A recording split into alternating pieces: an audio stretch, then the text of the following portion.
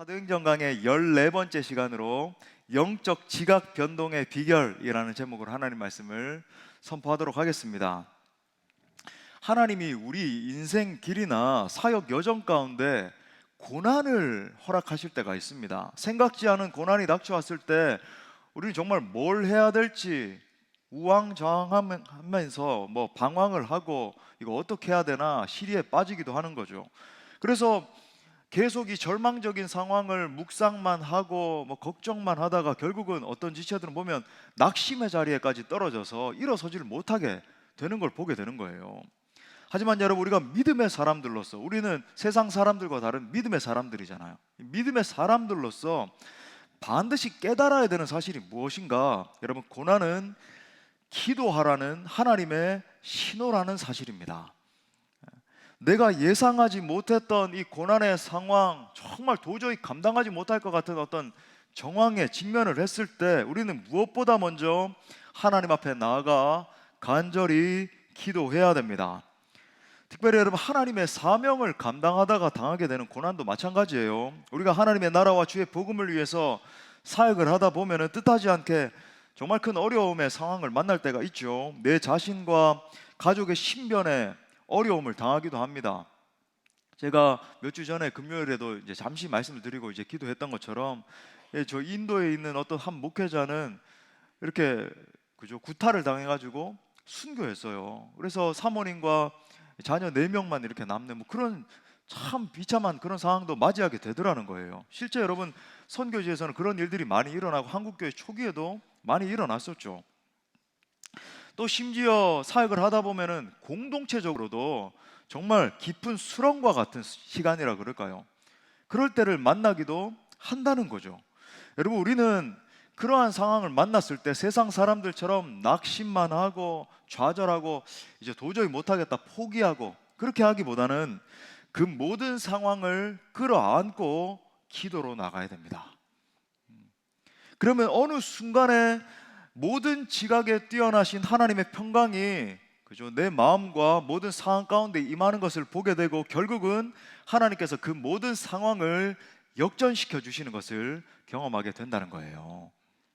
자, 오늘 본문에서 우리는 복음 사역을 하다가 큰 어려움을 만나게 된 사도들의 모습을 보게 됩니다. 근데 놀라운 건 뭐냐면 그들은 그 상황 앞에서 위축되거나 막 눈물 흘리면서 이거 포기해야 되겠다 이렇게 반응한 게 아니라 기도함으로 말미암아 영적인 판도를 바꾸시는 하나님을 경험하게 된다는 것입니다.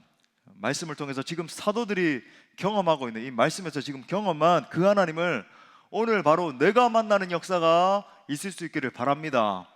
특별히 우리가 행복한 사람들의 축제 이 사귐 플러스 진행을 하고 있는데, 우리 모두가 간절히 정말 기도함으로 말미암아 잘 보이지 않아요, 그죠? 저 영혼이 움직일까? 내가 작정을 했는데 과연 주님 앞에 나올까? 우린 보이지 않는다 할지라도 영적인 판도를 뒤집으시고 정말 천하보다 귀한 그 한 영혼 한 영혼을 건져내시는 하나님의 능력을 경험할 수 있기를 축복합니다.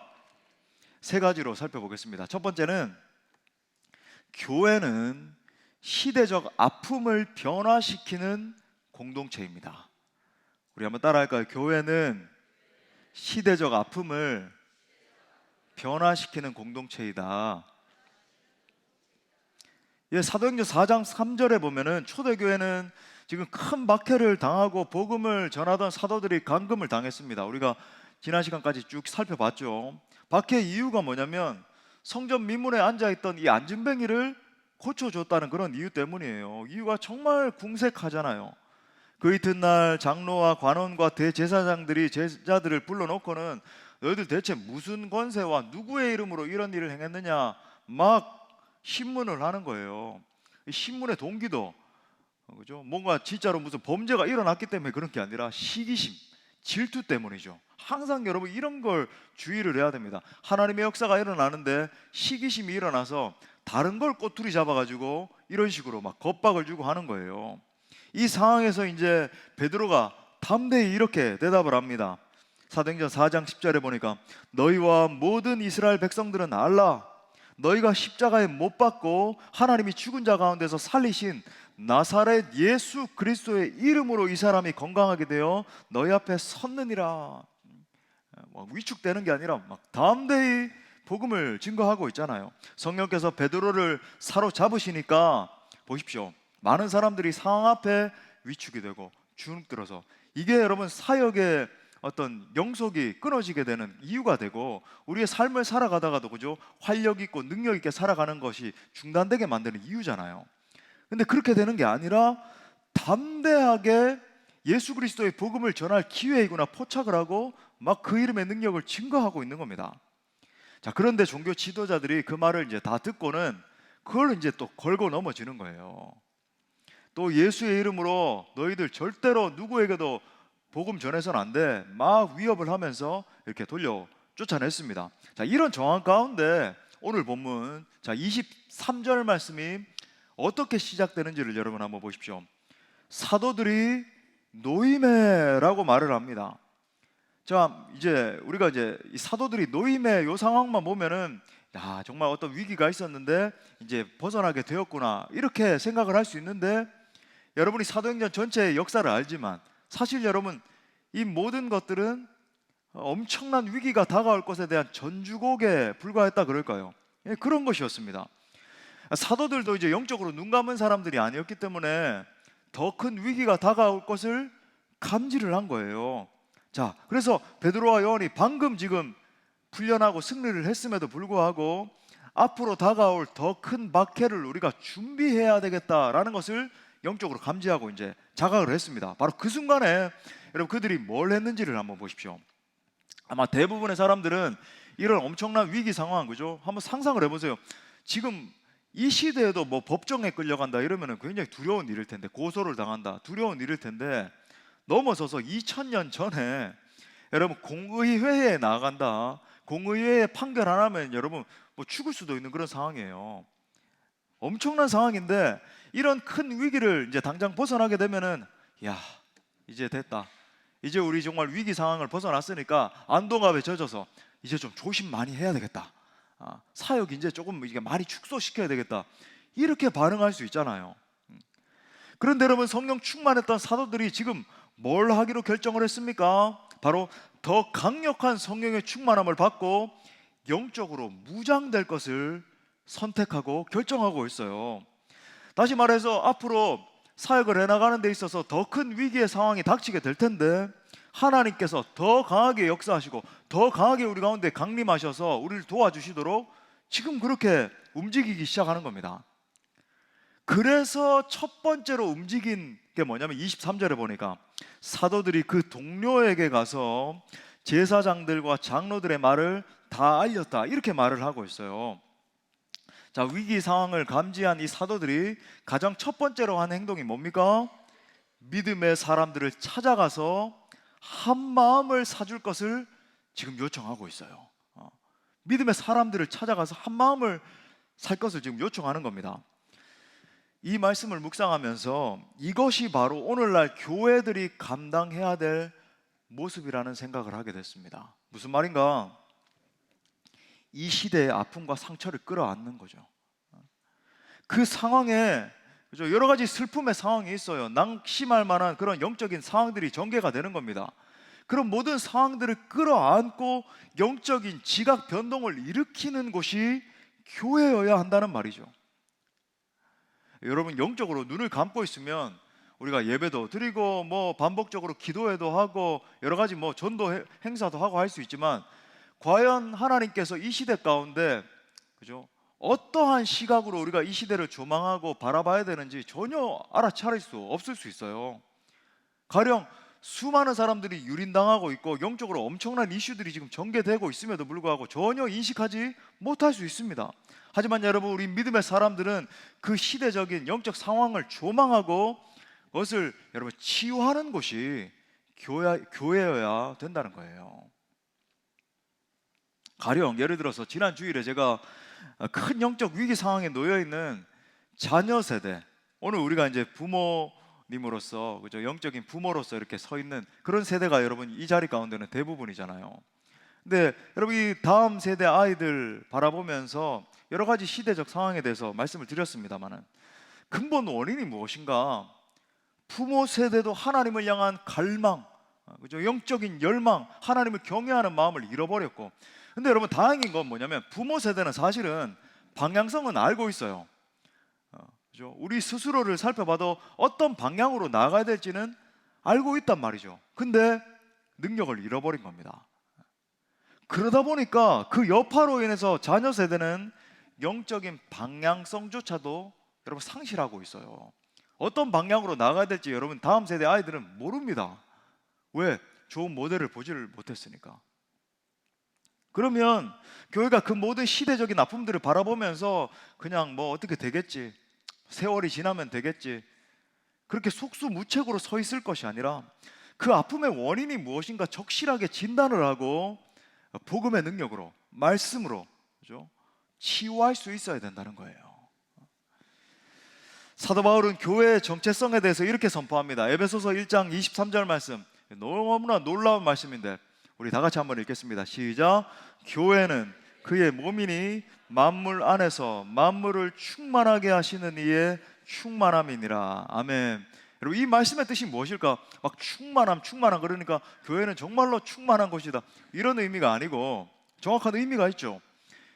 하나님이 이 세상을 창조하셨어요. 하늘의 해와 달과 우리가 다니면 그죠? 지금 막 이렇게 참 노급이 우거지고 참 아름다운데 저 산들과 바다와 그리고 그 속에 있는 여러 가지 동식물들, 그죠? 아름다운 그런 동식물들을 하나님이 다 창조하셨습니다. 그런 다음에 이제 그 속에 인간을 지으신 거죠. 인간에게 하나님의 그 영감을, 하나님의 영을 불어 넣으시면서 생기야 들어가라 했을 때, 그죠? 인간이 창조 능력을 지닌 하나님의 생각을 할 수 있는 그런 존재로 창조됐어요. 그런 다음에 그 가운데 교회를 제정하신 겁니다. 여러분 이 영적 구도를 바라볼 수 있는 게 중요한 거예요. 여러분 하나님께서, 그렇다면 제가 지금 언급드린 이유가 있죠. 이 온 천지 만물, 바다와 산과 그 속에 막 동식물들이 있고 그 가운데 교회를 제정하신, 세우신 이유가 무엇일까요? 온 만물 가운데서 만물을 충만케 하시는 하나님의 충만하심을 보여주는 것이 여러분 교회의 존재 목적입니다. 온 만물을 하나님의 사랑으로 다스리는 거죠. 하나님이 주시는 그 은혜로 말미암아, 그죠? 우리 인간들이 지금까지 취해온 방식처럼 착취하고 억압하고 우리가 할 수 있는 것처럼 환경을 다 파괴하고 이런 방식으로 하는 게 아니라, 무슨 뭐 경영을 한다고 할지라도, 그죠? 나는 어떤 뭐 경영의 위치에 서 있으니까 인간들을 막 착취하고 억압하고 이런 방식으로 그렇게 하는 게 아니라 하나님이 주신 여러분 지혜로요, 하나님이 말씀이 우리 가운데 가르쳐 주시는 그 능력으로 말미암아 모든 만물을 보존하고 인간 사회 구조를 갖다가 치유하면서 나아가고, 여러분 이것이 바로 교회의 존재 목적이라고 하는 거예요. 하나님이 얼마나 충만하신 분이신가를 보여줘야 된다는 거죠. 하지만 여러분 오늘날 많은 그리스도인들이 이 같은 고귀한 사명을 잃어버리고 살아가는 것을 보게 되죠. 교회가 어떤 성역처럼, 그리고 예수 믿는 사람들은 어떤 이런 식으로 생각하는 거예요. 나는 예수 믿어 구원받은 하나님의 자녀, 나는 세이프, 나는 안전해. 당신은 세이프하지 않은 상태에 있어, 안전하지 않아. 그게 아니라는 거예요, 그죠? 그러니까 이런 식으로 마치 생각하는 것 같습니다. 교회는 거룩하고 세상은 타락했으니까 우리는 저 더러운 세상과는 상관없이 살아갈 수밖에 없어. 여러분 과연 그런가요? 우리가 그러한 태도로 일상에서 만나는 사람들을 대하고, 그죠? 직장에서, 사업장에서, 아니면 어떤 사업을 경영하는 방식에 있어서, 재정을 사용하는 방식에 있어서, 자녀들을 양육하는 방식에 있어서, 부모님들을 공격하는 방식에 있어서, 이게 사실 모든 것들 가운데 연결이 되는 건데, 여러분 그렇게 살아간다라고 한다면 우리는 본래적인 모습을 잃어버린 겁니다. 하나님의 충만하심이, 하나님의 지혜가, 하나님의 은혜가 얼마나 탁월한 것인지를 보여주지 못하는 삶의 방식으로 살아가고 있다는 거예요. 여러분 교회는 시대적인 아픔을 끌어안는 공동체입니다. 우리 한번 따라합시다. 교회는 시대적 아픔을 끌어안아야 된다. 예, 나라와 민족을 보십시오. 가까이 있는 내 이웃과 가정을 보세요. 끌어안아야 되는 거죠. 그것을 가지고 하나님 앞으로 나아가는 겁니다. 하나님을 경외하는 신앙으로. 여러분, 그것이 교회의 본질이다. 예를 일예인 거예요. 최근 제 마음 가운데 확정적으로 다가오는 한 가지 마음이 있습니다.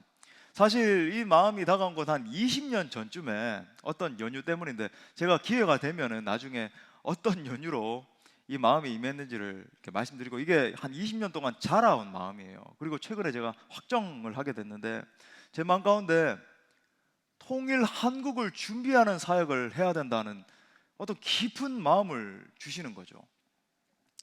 물론 이게 제가 보편적으로 우리 민족들 가운데 다 가지고 있는 어떤 슬픔, 우리가 두 갈래 세 갈래 갈라져 있으니까 하나가 돼야 된다, 뭐 이 정도를 말하는 게 아닙니다. 제 안에 어떤 제 심령을 막 뒤집어 엎을 만한, 막 제가 가슴을 치고 막 이렇게 기도를 할 정도로 큰 아픔이 계속 자리 잡고 있었어요. 북한에서 압제당하면서 지금 눈물 흘리고 있는 사람들에 대한 마음, 뭐 이산가족 이런 건 뭐 말할 것도 없고, 여러 가지 하여튼 뭐 지금 오늘 다 설명할 수 없는 그런 마음이 제 가운데 젊은 시절부터 이렇게 자리 잡기 시작했는데, 계속 자라서 최근에 사실 정말 하나님이 날 이걸 위해서 부르시는구나, 뭘 어떻게 해야 될지 대충은 그리고 있지만, 그리고 제가 또 많은 하나님이 그런 쪽으로 이렇게 연결된 사람들도 주셨어요. 하지만 뭐 구체적으로 어떻게 해야 되겠다 그건 없습니다만, 하나님이 그저 기도하다 보면 또 열어주시겠죠. 아무튼 그렇습니다만, 여러분 이런 마음처럼 어떤 특정한 마음뿐만 아니라 대사회적으로 우리가 이웃을 향해서 모든 삶의 영역 총체적으로 우리가 감당해야 되는 중요한 사명은 시대가 말하는 기도 제목을 수납하는 것입니다. 시대의 아픔에 귀를 기울여야 되는 거죠.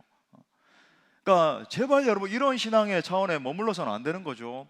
내가 기도해서 내 문제 요구 하나 해결받고, 내 자식이 대학 좋은 데 들어가는 거, 내 자식이 좋은 데 취직하는 거, 나의 노후에 어떻게 보장만, 여러분, 이 차원에 머물러서는 절대 안 되는 거예요. 이건 여러분 건강한 그리스도인의 모습이라고 볼 수 없습니다. 물론 처음 예수님 믿으면 여러분 거기에 귀를 기울일 수도 있어요. 그건 이해합니다만은, 여러분 우리는 더 깊은 차원으로 나아가야 되는 거죠. 그래서 여러분, 그 상황들을 향해서 하나님의 말씀을 선포하고, 또 그 상황들을 하늘의 하나님 앞에 기도로서 올려드려야 되는 겁니다. 바라기는 우리 공동체가 정말 마음을 다하여 이 시대의 아픔을 끌어안고 말씀과 기도로 치유하는 공동체로 서나갈 수 있기를 바랍니다. 여러분, 이것이 우리가 정말 짊어져야 되는 시대적인 부르심이에요. 자, 더 크게 나아가서 두 번째로, 교회가 한 마음으로 기도할 때 영적인 지각 변동이 일어납니다. 우리 또 크게 따라합시다. 교회가 한 마음으로 기도할 때 영적인 지각 변동이 일어난다. 예. 자, 계속해서 사도들의 모습을 한번 관찰해 봅시다.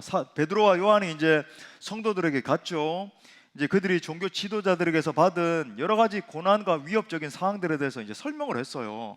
자, 이 말을 들은 성도들의 마음이 답답한 겁니다. 여러분, 어떤 사건이 오버랩돼서 이렇게 중복이 돼가지고 느껴지기 시작했을까요? 얼마 전에 당했던 예수님이 돌아가신 사건이 여러분 똑같았잖아요.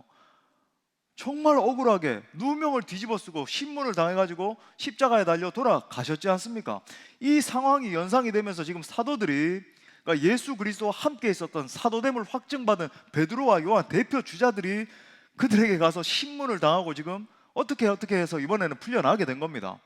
여러 가지 혼란의 마음이 막 뒤숭숭하고, 이거 어떻게 될지 모르겠다, 교회가 무너질지도 모르겠다, 지도자가 유린되고 있으니까 온갖 막 복잡한 마음이 막 들지 않았겠어요. 자, 바로 그때 성도들이 어떻게 반응했는가?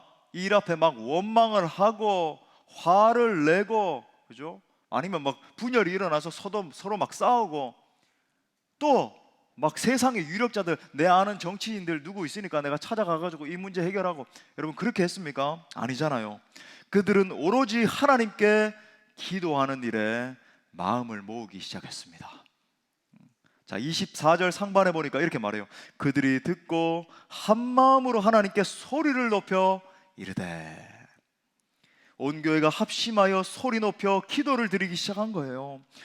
여러분, 우리가 정말 초대교회를 바라보면서 배울 것이 많고, 초대교회로 돌아가자 이런 말들도 많이 하잖아요. 많이 배울 게 있지만 그 중에 하나가 어려울 때마다 일심으로 하나님께 기도했다는 거예요. 여러분, 초대교회가 기도하던 장면을 한번 상상해 보십시오. 모두가 이렇게 지역적으로 다 떨어져 있을 수밖에 없지만, 뭐 큰 어떤 모일 수 있는 마을도 없고 여러 마을들이 흩어져 있었지만, 그래도 계속 때를 따라서 하나님 주시는 마음을 따라서 하나님을 갈망하는 마음으로 회당이든 그죠, 큰 마가의 다락방 같은 곳이든 막 모여서 전심을 다해서 한 마음으로 기도하는 거예요. 하나님 은혜를 주십시오, 하나님 도와주십시오 하면서. 여러분, 하나님은 우리 인간이 혼자 사는 것을 좋지 않게 여기셨습니다. 그래서 주신 게 뭐예요? 가정을 주셨잖아요. 가정을 주셨어요. 여러분, 가족들 바라보면서 독불 장군처럼, 그죠? 나는 혼자 살 거야. 이렇게 가족들이 날 알아주지 않으니까 나는 이렇게 고독하게 살아갈 거야. 인간은 원래 고독한 거지. 여러분, 그렇게 사시면 불행한 인생이에요. 하나님이 그렇게 살도록 이렇게 우리를 창조하신 게 아닙니다. 가정을 주신 목적이 뭡니까? 서로 사랑하고 위하고 아껴주고, 그죠? 사랑 가운데 자녀들을 양육하고, 또 자녀들은 어떻게 해야 돼요? 여기 자녀 세대들도 계시잖아요. 부모님들을 사랑으로 마음을 다해서 공경하고, 그렇게 여러분 가정을 주신 겁니다.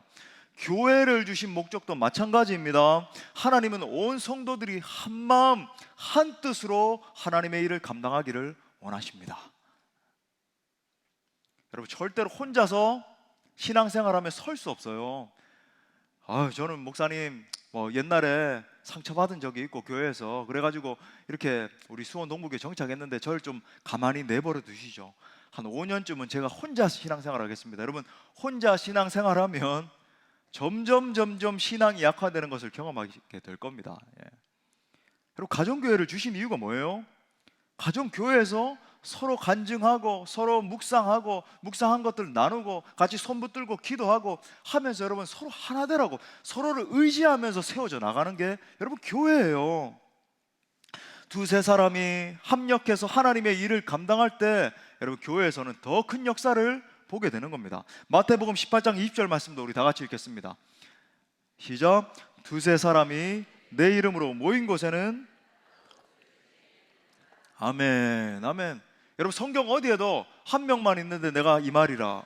물론 우리와 함께 계시죠, 우리 개인과. 하지만 여러분, 특징적으로 주님이 두세 사람이 모일 때, 꼭 이제 2명, 3명 말하는 게 아니죠, 그죠? 공동체로서 모일 때 내가 그들 가운데 함께 있을 거야. 여러분, 우리가 이 사실을 꼭 알아야 됩니다. 분열이 있는 곳에는 언제나 사탄이 역사해요. 영적인 눈을 떠서 봐야 돼요. 분열이 있다, 이게 그냥 일어나는 게 아닙니다. 사탄이 역사하는 거예요. 사탄이 하는 첫 번째 일이 뭐냐면 속이고 서로를 향해서 원망하고 불평하게 해서 결국 분열하게 하는 거예요. 여러분 속에 자꾸 원망의 마음이 들고, 그죠? 지도자를 향한 원망도 마찬가지일 수 있습니다. 여러분, 항상 이스라엘 백성들이 뭔가 이슈만 있으면 모세와 아론을 막 원망하고, 비단 제가 여기 서 있기 때문에 말씀드리는 것만이 절대로 아니에요. 여러분, 이건 정말로 교회의 원리인 겁니다. 여러분, 원망의 마음이 들고 시기 질투의 마음이 들고 뒤에 가가지고 막 뒷말하고 싶은 마음이 들고, 여러분 그거 사탄의 역사예요. 그걸 보고 여러분, 나는 원래 참 비평적인 사람이라 현상을 잘 이렇게 분석하는 사람이라서 원래 그래. 여러분, 절대 그런 거 없습니다. 성령 충만한 사람은 감사하게 되고, 그죠? 막 서로를 세워주고 이렇게 되지. 그러면 여러분, 불평, 불만, 마음 이런 게 들면 어떻게 해야 될까요? 예수 이름으로 명하노니 이 더러운 마음은 떠나갈지어다, 더러운 것들은 떠나갈지어다 명령하셔야 돼요. 서로의 연약함들이 있다면, 여러분 우리 중에 완벽한 사람이 누가 있습니까? 아무도 없어요. 연약한 부분이 보이면 서로 감싸주고 이해하고, 아니 내가 목사님 감싸줬는데 그 형제는 절대 안 변하던데요, 아유 그 자매는요. 여러분, 사람이 어떻게, 여러분 남편과 아내도 서로 그렇게 잔소리를 했지만 여러분 양말 뒤집어 내놓는 거 여러분 10년이 지나도 바뀝니까 안 바뀝니까? 바뀌기 정말 어려워요. 놀라운 역사입니다. 아무튼 근데 그래도 여러분 참고 인내하면서, 그래 내가 참 이런 거지. 형제 자매도 마찬가지라는 거죠. 그런 게 있으면, 부족함이 있으면 묵묵하게 도와주고 세워주고, 그게 여러분 사랑의 공동체라는 거예요. 다시 본론으로 돌아와서, 여러분 두세 마음으로 갈라져 있으면 하나님의 역사가 절대로 일어날 수 없어요. 사단은 그런 공동체를 여러분 우습게 여기면서 갈라져 있을 때 여러분 이리 휙 뒤집어 엎고, 그래 내 의도대로 그렇게 되는구나, 또 저렇게 휙 뒤집어 엎고, 아 내 의도대로 저렇게 또 뒤집어지는구나, 사탄에게 붙들림 받는 그런 공동체가 되는 거죠. 결국 여러분 하나 되지 못하게 만든 그 사람도 어려움을 겪게 되고, 그가 속한 공동체 전체도 큰 어려움을 당하게 되는 거죠. 하지만 여러분, 성령이 함께 하시는 곳에는 언제나 하나 되는 역사가 일어납니다. One thing, 그죠? 하나를 바라보게 되는 거예요. One voice, 한 목소리를 내는 거죠. 두 목소리, 세 목소리 뒤에 가죠. 내 마음은 원래 이런 게 아니라 한 목소리로, 그죠? One vision, 하나의 목적을 가지고 하나의 비전을 향해서 전심을 다해서 달려가는, 두 마음, 세 마음으로 갈라지는 게 아니라 한 곳을 바라보며 한 마음으로 가는 공동체가 되는 겁니다. 여러분, 하나님의 역사는 언제나 이렇게 합심해서 전심을 다해 달려갈 때 이루어지는 거예요. 여러분, 오늘 말씀을 통해서 특별히 깨닫는 것이 무엇입니까? 하나님의 역사에는 기도의 동력자들이 있어야 된다는 거예요. 오늘 예루살렘 교회의 모습을 보십시오. 어려운 일이 닥쳤을 때 가장 먼저 마음을 합하여서 여러분 찬송하고 기도하잖아요. 여러분, 성도의 기도라고 하는 것은 마치 불타는 장작과 같습니다. 장작이 아무리 좋아도, 야 이건 정말 장작으로 쓰기에 참 좋다, 잘 말라있네, 혼자 있으면 금방 꺼져요, 불이. 하지만 여러분, 장작이 2개가 얹어지고 3개가 올려지고 10개가 더해지고 하면 활활 타오르게 되죠. 그리고 여러분, 10개가 20개가 모아진 이 장작의 특징이 어떻게 됩니까? 활활 타서 하나를 끄집어내서 다른 장작을 올려놔도 쉽게 불을 붙일 수 있죠. 여러분, 강렬하게 하나가 돼서 타오르는 장작이 쉽게 다른 곳에 불을 옮길 수 있는 것처럼, 여러분 하나 되는 공동체를 통해서 부흥의 불이 확산되는 거예요. 이게 여러분 영적 원리예요. 기도의 불씨도 함께 모아져야 하나가 될 때 역사하는 힘이 있다. 미스바 기도가 대표적인 예 아닙니까? 사무엘이 이스라엘의 사사가 된 이후에 그가 이스라엘을 다스리기 위해서 가장 먼저 했던 일이 모든 백성들을 미스바로 모이게 했습니다. 그곳에서 그들은 사무엘과 더불어서 합심하여 금식하며 회개 기도하기 시작했어요. 우리 교회가 하나님의 역사 가운데서 지금 막 부흥하고 성장하고 하는데, 제가 처음에 부임했을 때도 어떻게 하면 좋을까? 기도에 불 붙이는 것이었어요. 그랬을 때 우리 온 성도들이 마음을 모으기 시작했고, 그죠? 삽시간에 막 집회들이 살아나기 시작하니까, 그리고 그 능력으로 정말 지난했던 그 코로나 기간도 이제 뭐 엔데믹으로 간다 이렇게 선포도 됐지만, 아무튼 그죠? 그 3년을 통과를 하고 하나님께서 주신 은혜 가운데, 은혜의 어떤 소용돌이 가운데 들어갔다 그럴까요? 이게 그렇게 된 겁니다. 여러분, 이 역사를 보십시오. 사무엘상 7장 6절에서 어떤 일이 일어났는지 우리 다 같이 읽겠습니다. 시작. 그들이 미스바에 모여 그날 종일 금식하고 거기에서 이르되 우리가 여호와께 범죄하였나이다 하니라. 사무엘이 미스바에서 이스라엘 자손을 다스리니라. 아멘. 지금 기도에 불이 붙어서 전심을 다해서 막 회개하는 회개 운동이 일어났잖아요, 그죠? 하나님 앞에 막 회개 운동이 일어나고 거기에서 이스라엘 자손을 다스리니라. 이게 무슨 말일까요? 하나님의 통치 원리를 보여주는 거죠. 하나님의 통치는 한 마음으로 모여서 기도할 때 이루어지는 것이다. 공교롭게도 바로 이때를 놓치지 않고 블레셋이 이스라엘 백성들을 쳐들어와요. 블레셋은 성경에서 제가 뭐라 그랬습니까?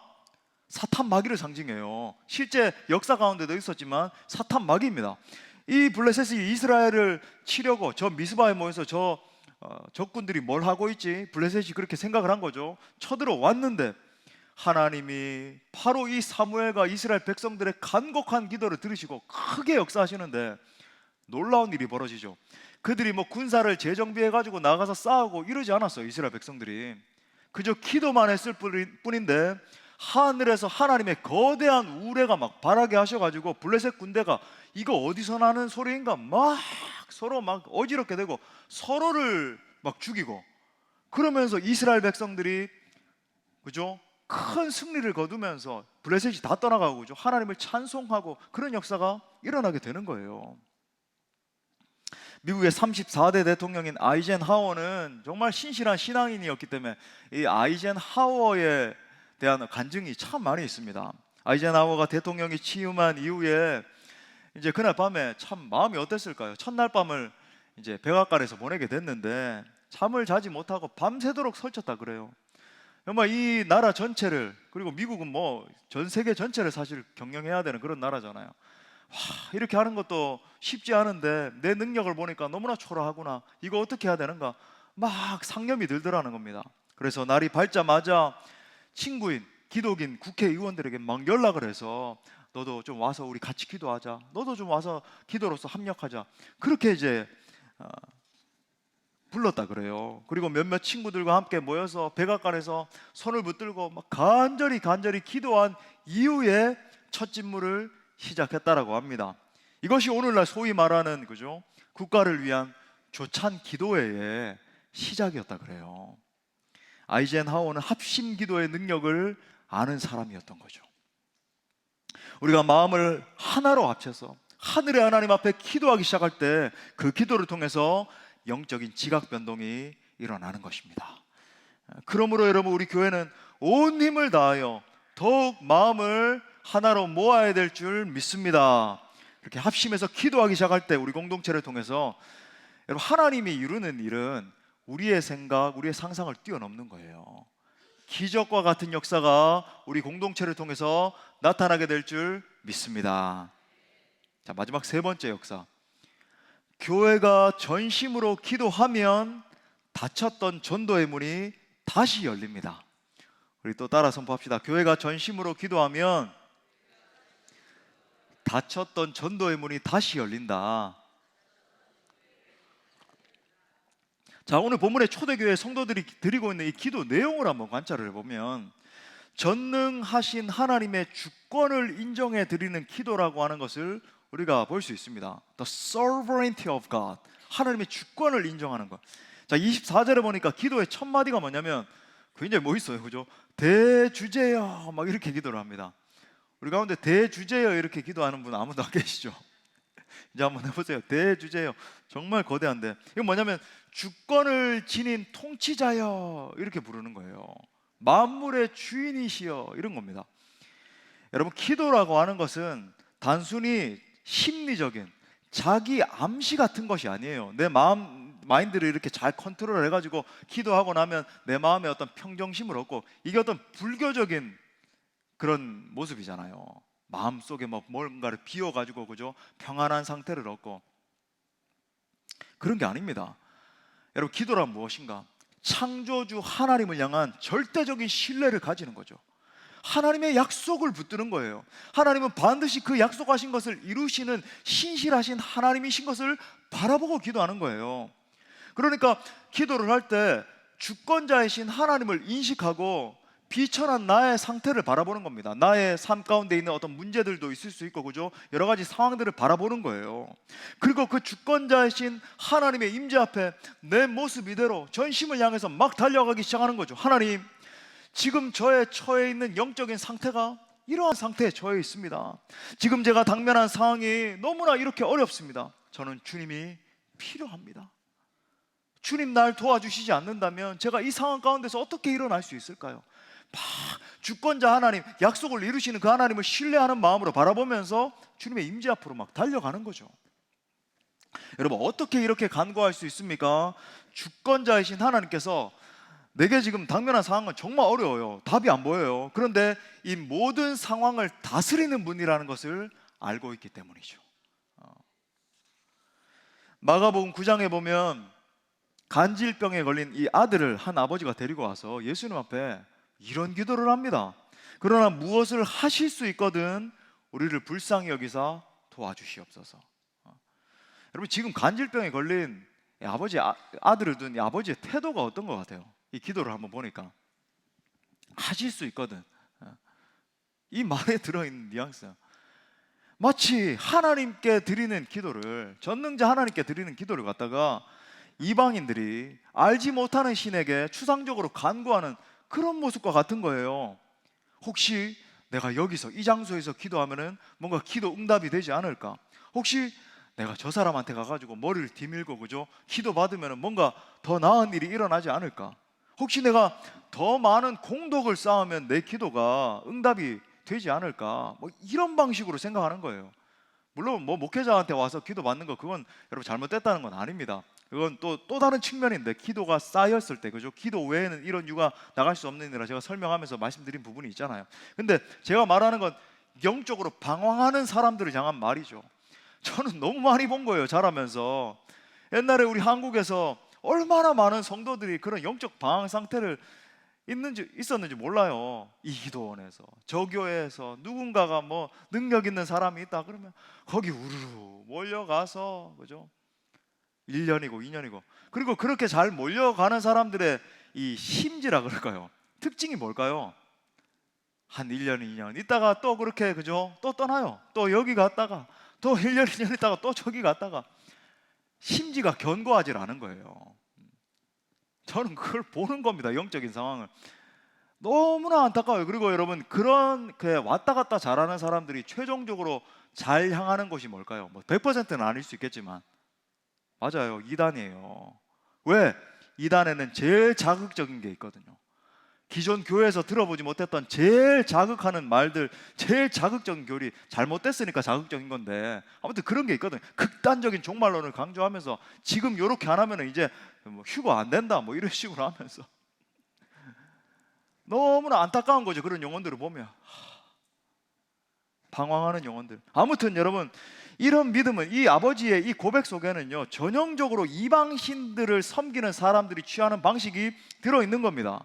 자기 문제가 해결될 수만 있다면 내가 뭐라도 하겠다. 하나님께 초점을 두는 게 아니라 자기 문제에 골몰을 하고 있는 거죠. 아무튼 여러분, 이 말을 들은 우리 예수님께서 뭐라고 말씀을 하십니까? 마가복음 9장 23절에 보니까 우리 너무 잘 아는 말씀, 예수께서 이르시되 할 수 있거든이 무슨 말이냐, 믿는 자에게는 능치 못할 일이 없느니라. 할렐루야. 이 말이 뭐예요? 너 아직도 알지 못하겠느냐? 내가 행하고 있는 이 기적과 같은 역사들을 보라는 거예요. 아직도 알지 못하겠니? 우리의 기도를 들으시는 하나님은 전능자 하나님이야. 주권자 하나님이야. 하나님은요, 모든 상황과 환경과 사물과 인간 역사 전체를 통치하는 분이셔 라고 지금 주님이 말씀하고 계시는 거예요.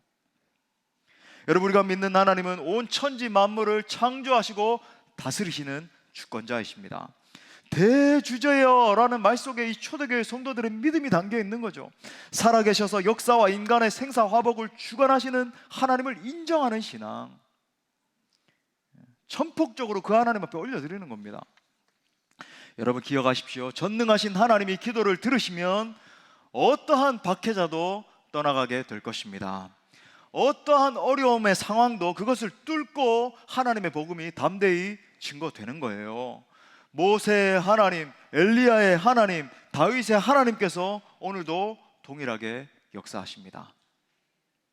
더 나아가서 여러분, 그들의 기도의 내용을 한번 보세요. 그들의 기도는 아주 구체적이고 적극적이라는 것을 보게 되죠. 자, 29절 30절에 보니까 주여 이제도 그들의 위협함을 굽어보시옵고 또 종들로 하여금 담대히 하나님의 말씀을 전하게 하여 주시오며 손을 내밀어 병을 낫게 하시옵고 표적과 기사가 거룩한 종 예수의 이름으로 이루어지게 하옵소서 하더라. 여러분, 얼마나 적극적이고 담대한 기도인지 모르겠어요. 생각해 보세요. 이제 막 시작된 교회이고 엄청난 박해가 지금 일어나고 있는 상황입니다. 그럼에도 불구하고 성령 충만한 교회는 이렇게 기도하게 돼 있는 거예요. 마치 하늘의 하나님과 교감하는 것 같은 그런 기도 아닙니까? 그죠? 여러분, 이 상황에서 이런 기도가 나올 수 있었을까요? 근데 여러분, 상황과 인간적인 어떤 상상을 초월하는 초월적인 기도가 이들의 입술로부터 막 터져나오기 시작하는 거죠. 여러분, 이들은 자기들 앞에 어떠한 환난과 박해가 다가오게 될 것을 알고 있었습니다. 당시 로마의 정권이라고 하는 것은 세상 전체를 상징한다라고 해도 과언이 아니었잖아요. 그렇지만 당당하게 끝까지 사명을 감당할 수 있도록 담대함과 능력을 부어달라고 기도하는 거예요. 피할 수 있는 길을 달라고. 하나님, 요거 정말 힘이 드니까, 이런 식으로 기도하는 게 아니라 박해가 다가오고 환란이 닥쳐온다 할지라도 하나님, 우리가 두려움을 뚫고 주님이 주시는 권능과 능력으로 사명을 감당케 하여 주옵소서. 자, 이렇게 교회가 합심해서 전심으로 기도할 때 어떤 일이 일어났나요? 마지막 31절 우리 다 같이 읽겠습니다. 시작. 빌기를 다하매 모인 곳이 진동하더니 무리가 다 성령이 충만하여 담대히 하나님의 말씀을 전하니라. 지금 기도의 결과 네 가지로 나타나네요. 첫 번째는 성령께서 강하게 임재하시니까 모인 곳이 진동했어요. 지진이 일어났습니다. 여러분, 기도는 영적인 지진을 일으킵니다. 기도하는 개인, 기도하는 가정, 기도하는 교회는 세상을 진동시키는 진앙지와 같아요. 우리가 기도하기 시작할 때 영적인 거대한 지진이 일어나서 사탄의 권세가 무너지고 하나님의 나라가 세워지는 것입니다. 자, 두 번째, 우리가 다 성령 충만해졌다 그랬어요. 자, 보십시오. 성령 충만해서 성령의 힘으로 기도했더니 더 강력한 성령의 충만함이 임하는 거예요. 영적인 선순환이 일어나는 거죠.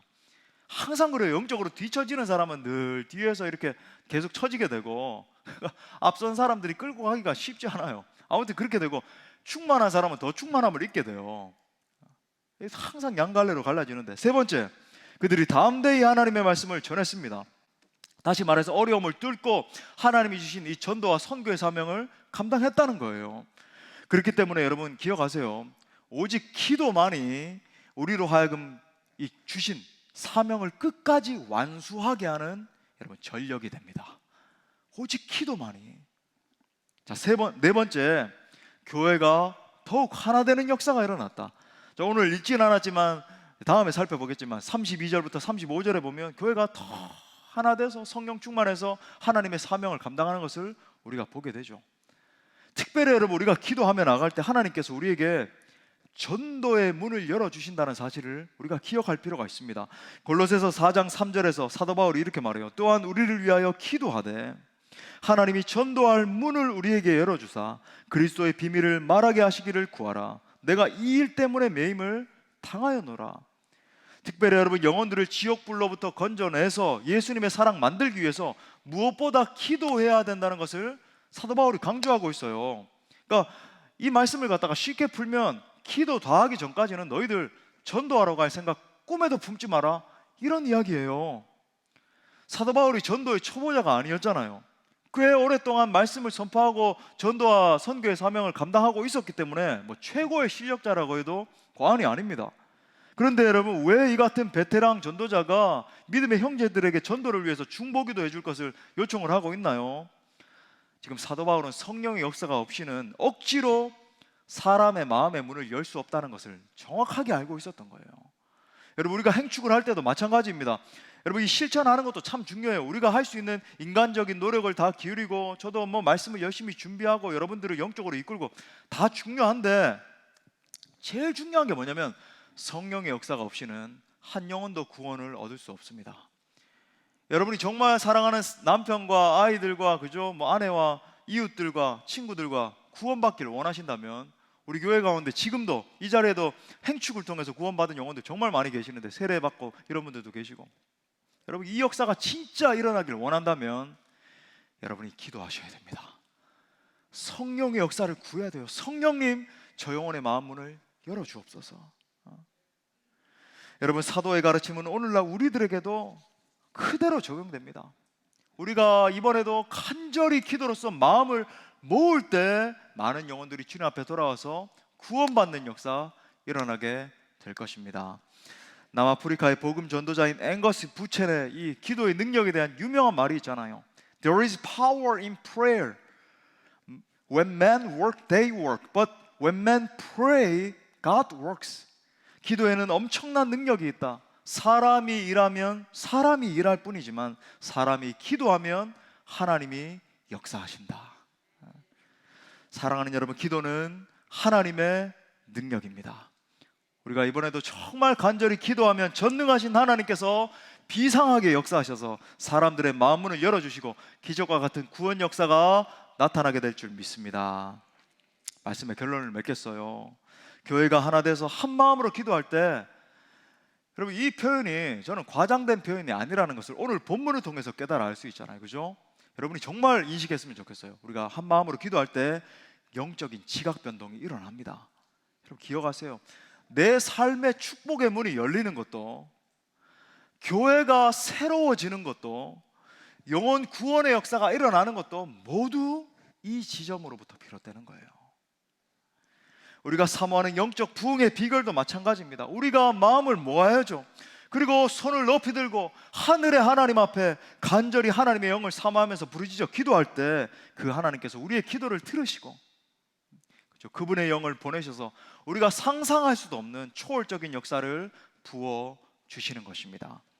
아무쪼록 우리가 마음을 모아 기도함으로 말미암아 정말 이 시대적인 상황을 끌어안고 죽어가는 그 영혼들에게, 그죠? 영적인 변화를 이끌어내고 하나님 앞에 쓰임받는 여러분 각 개인 그리고 우리 모든 공동체 될 수 있기를 간절히 축원합니다. 우리 말씀을 주신 하나님께 영광의 박수 올려드리겠습니다.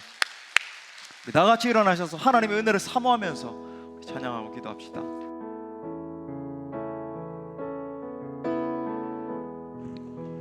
하나님, 우리가 하늘의 하나님 함께 기도합니다. 우리 함께 기도해 주 앞에 나와 무릎 꿇고 긍휼 베푸시는 주 하늘을 향해 두 손 들고 한 번 더 우리 함께 기도해 주 앞에 나와 무릎 꿇고 긍휼 베푸시는 주 하늘을 향해 두 손 들고 하늘 문이 열리고 은혜의 비출기 이 땅 가득 내리도록 마침내 주 오셔서 의의 비출기 우리 위에 부으시 한 번 더 기도하는 심령으로 우리 함께 기도합니다. 우리 함께 기도해 주 앞에 나와 무릎 꿇고 긍휼 베푸시는 주 하늘을 향해 두 손 높이 들고 두 손 하늘 문을 여소서 하늘 문이 열리고 은혜의 비출기 이 땅 가득 내리도록 마침내 주 오셔서 의의 비출기 우리 위에 부으신 하늘 문을 열어 주옵소서. 주님, 하늘 문이 열리고 은혜의 비출기 이 땅 가득 내리도록 마침내 주 오셔서 의의 비출기 우리 위에 부으시 하늘 문을 열어 주옵소서.